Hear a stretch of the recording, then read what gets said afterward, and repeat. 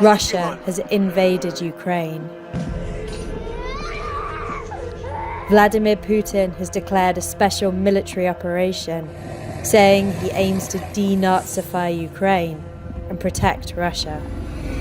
And he has all but threatened nuclear escalation against the West if it tries to interfere.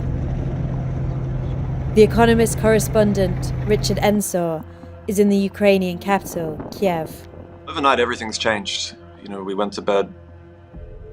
Ukraine was a country with one kind of future, and we've woken up to a completely different reality. It really is a new beginning for Ukraine, for Europe, and for the world.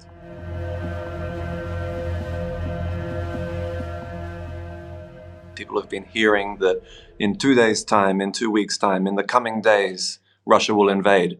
And like a boy who cries wolf, these reports have sometimes instilled in Ukrainians a bit of hardened skepticism. So when there were reports last night that yet again a Russian invasion may be imminent, some people took them completely seriously and stayed up all night checking the news, preparing their bags, and other people went straight to bed and got a really big shock when they woke up. I woke up early this morning and I heard immediately through my window these very loud sirens, which suggest that in Kiev, in the capital of Ukraine, there was about to be an air raid. So of course I grabbed my bag and I run down to the street, and you could see that on the streets the mood was an immediate shift from what it had been the day before. People were very grim. We heard a police car coming by and they told us that we needed to run to the nearest metro station. And we didn't know if this was an impending missile raid or just general advice. It was very hard to know. So of course we grabbed our bag and we started to run.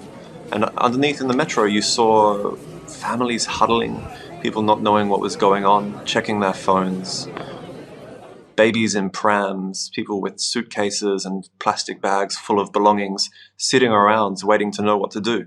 And incredibly, at the same time, you saw people going past, getting on the metro, going to work like it's a completely normal day. I've never seen anything like it before. But you also had people starting to stock up on supplies, probably to stay in Kiev for a very long time in case things become a bit more chaotic. People filling up their tanks of gas so that they can leave, people buying medication from pharmacies. And this is a city that is suddenly on a war footing.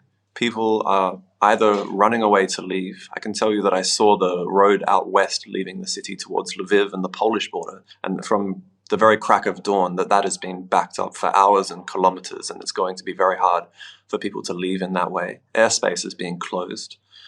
It's for people who want to leave, it's very tough. But of course, a lot of people want to stay because they love Ukraine, it's their home, and they think it's worth fighting for. A lot of people are going to be picking up guns. The president has said that anyone who wants a gun to defend their country can get one. In Kiev, a sense of order prevails right now. There are no vigilantes on the streets. There are armed service members, people from the National Guard on the streets. A lot of them are checking into military bases today to get ready for deployment. Ukraine is prepared for war because Ukraine for 8 years has been at war. It has felt to Ukrainians like they have been fighting a war for 8 years.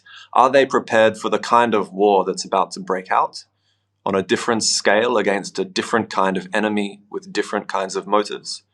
That's a tremendous question, and we're going to see whether they are in the days that unfold. But certainly the morale and the sense of really there being something to fight for is pervasive and very strongly felt among ordinary Ukrainians right now. The Western response is still unfolding. This is going to be something that takes several hours and days and weeks.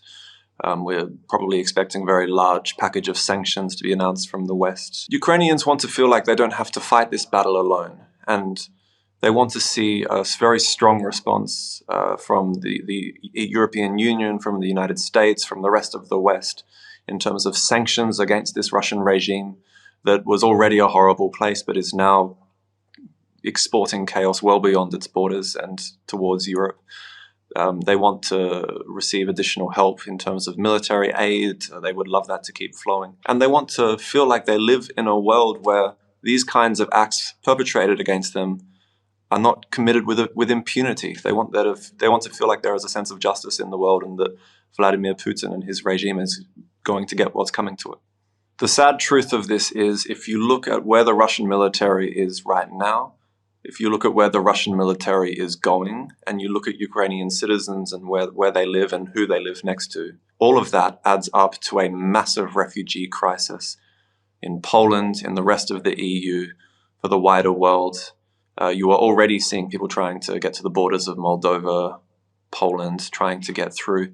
It's not entirely clear how those countries are going to manage with that initial influx once it really gets going, whether they keep this door to safety open or whether they slam it shut. That debate is coming to Europe right now. Ukraine is a country that considers itself European. They have EU visa-free travel. They can hop on a plane and take a coffee in any European city they like to under normal circumstances. But these are not normal circumstances, and the question of how to manage that is going to be one of the dominant topics of discussion in the weeks to come. For those out there asking how this is going to end, it's a great question because all of the answers are so unthinkable that you don't want to speak them into existence. We're talking about a massive refugee crisis, thousands upon thousands of dead civilians and soldiers, cities being rendered unrecognizable in a matter of days and weeks. If this war is not called off somehow, and if the Russian plans for regime change in Kiev come to pass, with such a strong military force and such superior air power for that kind of war, I mean, how that ends, and with the Ukrainian willingness to fight, it adds up to a long, bloody, protracted battle with a death toll that Europe thought it would never need to see again. If you'd like to know more about the unfolding war in Ukraine, please click on the link. It will take you to our hub with all the latest news, developments, information, and analysis. Thanks for watching, and don't forget to subscribe.